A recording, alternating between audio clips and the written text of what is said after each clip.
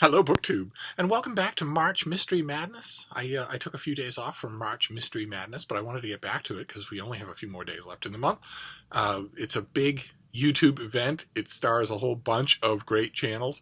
I have been remiss in linking to those channels, but if you search the hashtag March Mystery Madness on YouTube, you will find a ton of videos. I will link to some of the more recent ones in this video if I remember to do it, but the key is that it's worth the search. Because the variety is incredible. The number of channels, the number of people who are, there are a number of hosts, first of all, and then there are a number of people who are just following along for the fun of it. And there's also a Goodreads group, and there are Twitter reading sprints and whatnot. There are live streams, tremendous fun. Just a big, huge event celebrating all things murder mystery. And on this channel, I've been celebrating new mysteries. I'd like to keep doing that for the rest of the month. Plenty of other people to talk about the glories of Agatha Christie and whatnot. But I get so many new mysteries in the course of any month that I thought I could probably fill the days with talking about new releases. And the one I want to talk to you today is new in paperback, but it is an ongoing series that gets a wholehearted recommendation from me, and that touches on a couple of the subsets of murder mysteries that we've been discussing in the course of the month. The name of the book, it's out in paperback, I think, soon. Oh, it's out in paperback today, I believe, or tomorrow, in your bookstores in America anyway. It's The Knowledge by Martha Grimes. It's a Scotland Yard inspector named Richard Jury, who is one of her main characters. So by now in the series, this has been a dozen books. Maybe a dozen books, maybe more than that, does this say? Oh, good Lord, 24 books. They're terrific. Absolutely terrific. The author lives in scenic Bethesda, Maryland.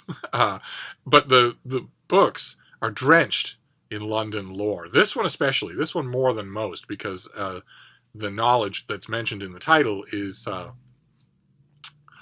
reference to a specific place, but also to the underground web work of gossip and insider info that's known by the cab drivers of London.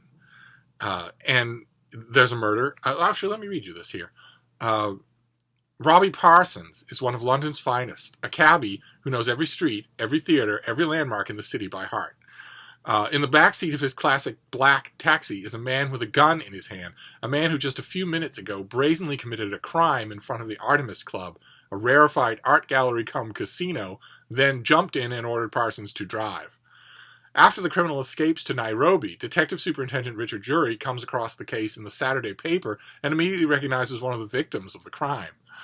Jury soon enlists Melrose Plant, Marshall Trueblood, and the whole gang of his merry characters. These are all recurring characters, but Grimes does a very good job of reintroducing them in every book.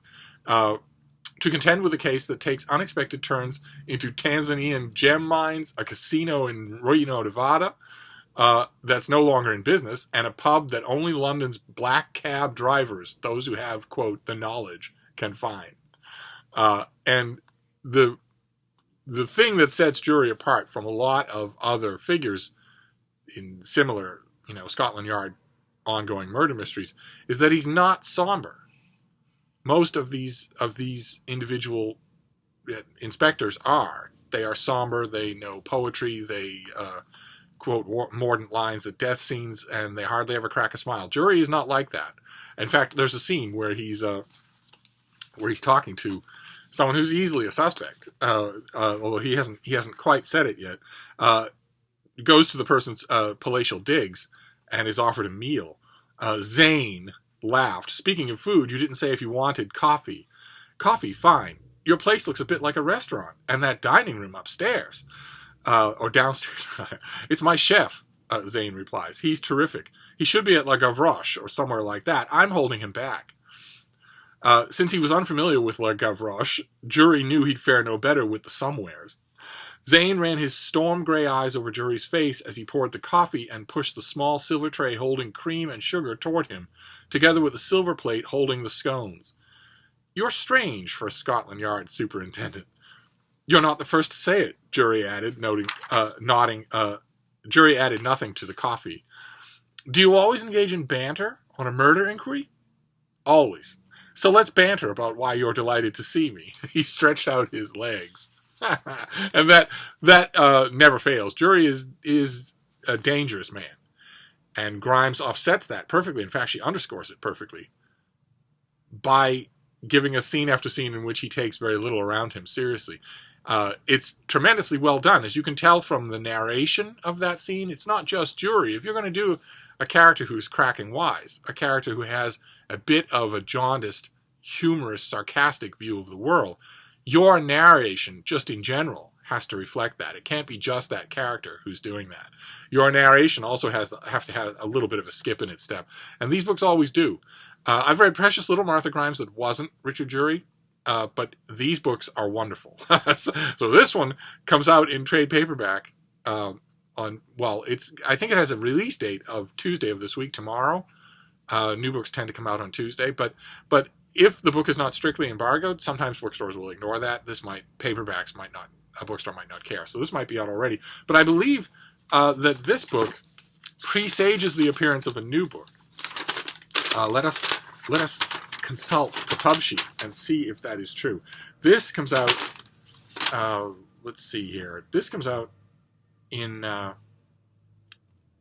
late March. Yes, okay, yes. In early August, The Old Success comes out. It's the 25th murder mystery series in the Richard Jury series. An unlikely trio of detectives teams up to solve 3 puzzling murders on the coast of Cornwall. And you just know that all 3 murders will be connected.